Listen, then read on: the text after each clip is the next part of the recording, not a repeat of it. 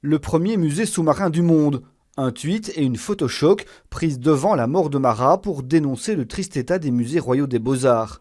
Cette semaine, 4 nouvelles infiltrations d'eau ont été détectées. La direction du musée n'en peut plus. Maintenant, on se sent un peu impuissant puisque, voilà, encore une fois, le bâtiment appartient à la régie des bâtiments, pour être très précise, et on leur demande d'intervenir et nous sommes vraiment inquiets pour les œuvres, oui. L'eau s'infiltre par la verrière. Elle touche une réserve, un escalier et 2 salles où 3 tableaux ont été retirés. Et pour parer au plus pressé, le personnel met des seaux où c'est nécessaire.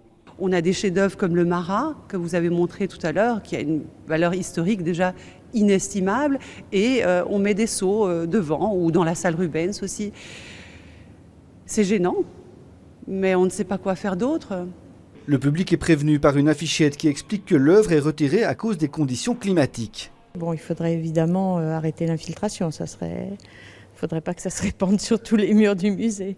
Ça, c'est effectivement plus embêtant. C'est vrai que j'ai remarqué, moi c'est la première fois que je viens ici depuis très longtemps, c'est vrai que le musée aurait besoin d'être un peu restauré. La régie des bâtiments, propriétaire des lieux, affirme que les problèmes sont causés par la rénovation du toit en cours et les gouttières remplies de feuilles.